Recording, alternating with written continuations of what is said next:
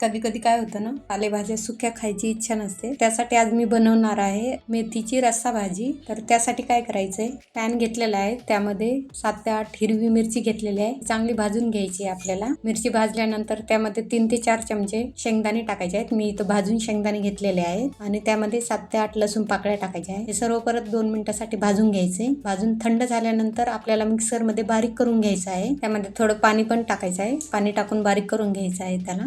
सर्वप्रथम मी काय केलेलं आहे, मेथीची भाजी छान निवडून घेतलेली आहे. त्याला स्वच्छ पाण्याने धुवून घेतलेले आहे. भाजी धुतल्यानंतर त्याला बारीक कट करून घेतलेलं आहे. छान असं कट करून घ्यायचं. त्यानंतर गॅसवर कढई ठेवायची. त्यामध्ये थोडंसं तेल टाकायचं.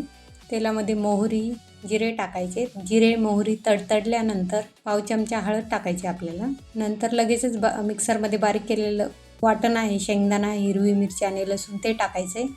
टाकल्यानंतर त्याला 1 ते 2 मिनिटांसाठी चांगलं परतून घ्यायचे. नंतर त्यामध्ये चवीप्रमाणे मीठ टाकायचं आहे. मीठ टाकल्यानंतर त्याला मिक्स करायचं व्यवस्थित. मिक्स केल्यानंतर लगेचच आपल्याला कट करून घेतलेली भाजी आहे ती टाकायची. ती टाकून आपल्याला छान मिक्स करून घ्यायचं आहे.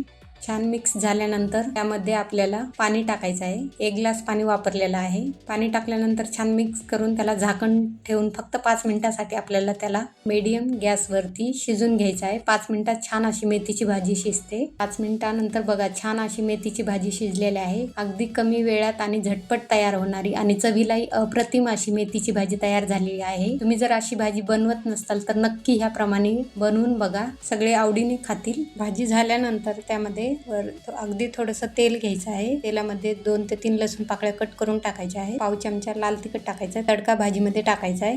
रेसिपी आवडली असेल तर लाईक आणि सबस्क्राईब करा.